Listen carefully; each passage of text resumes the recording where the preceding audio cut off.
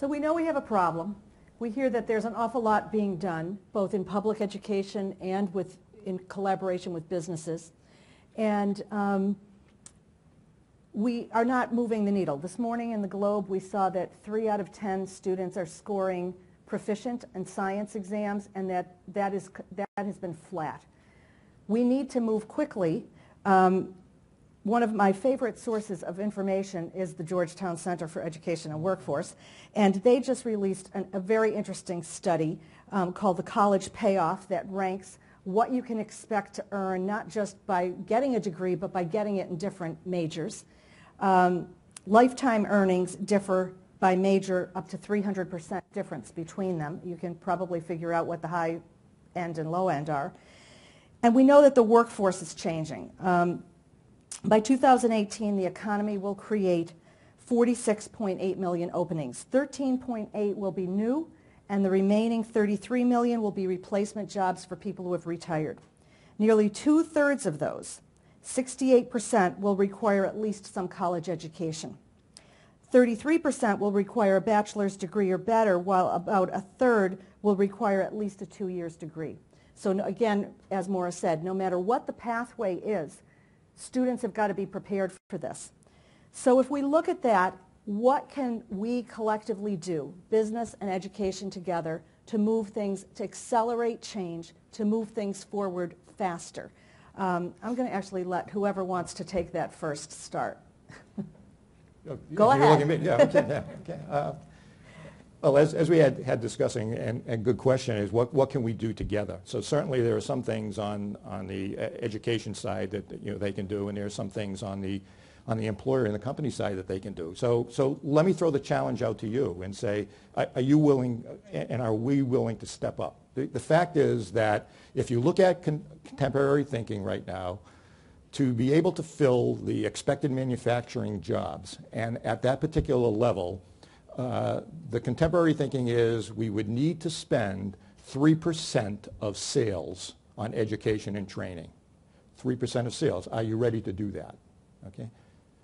Second, how many of you are willing to change your ROI calculations for the long term and not the short term? Okay. So that when we do those kinds of training and development programs that are over time, the payout is not going to be in days and in weeks and in months. It's going to be over years. So how many of us are then willing to say, no, we're in this for the long term?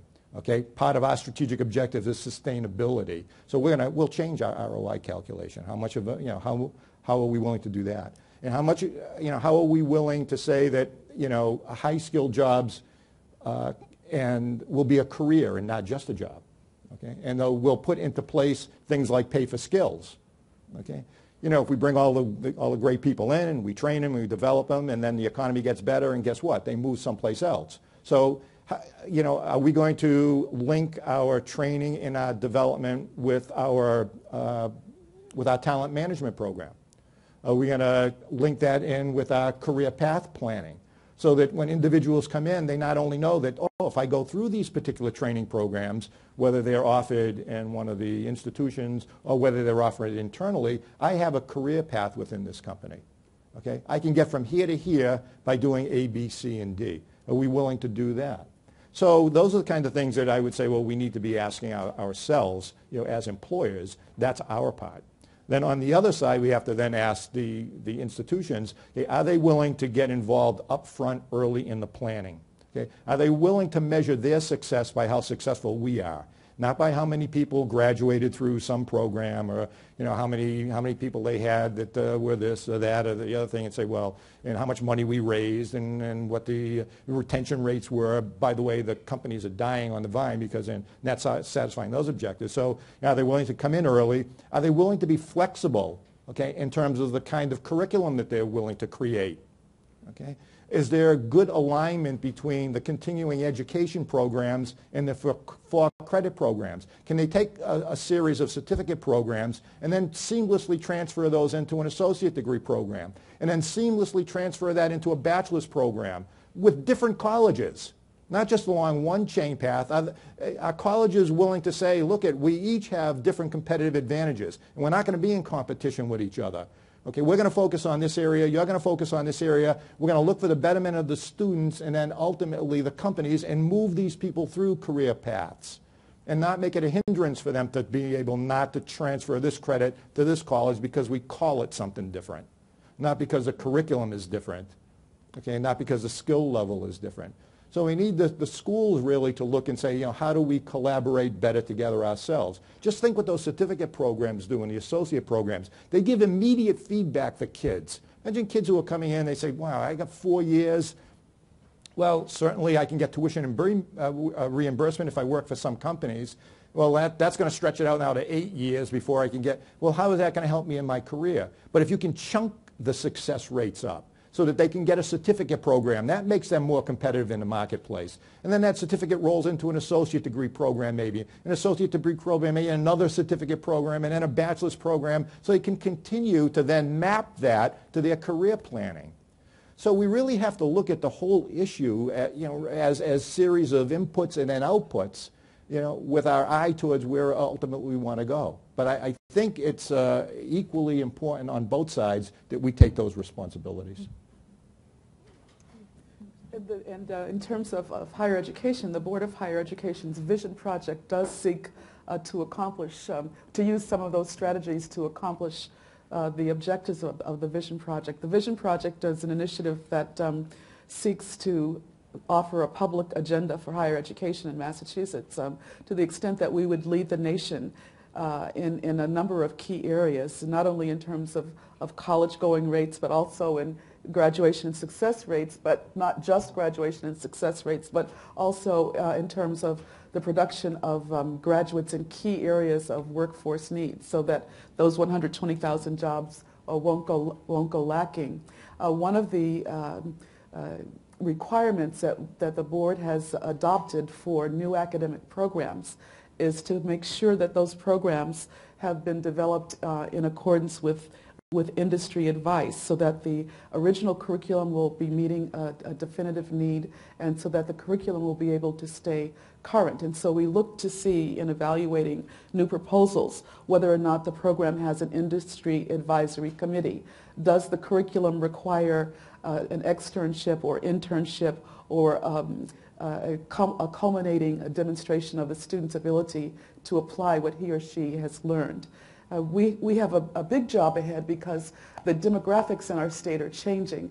The New England Board of Higher Education notes that by 2020, the proportion of students who are Latino and who are graduating from our public high schools will have increased by 41%. The proportion who are Asian will have increased by 21%. Meanwhile, the proportion who are Caucasian will have decreased by 25%, and the proportion who are African American will have decreased by 21%.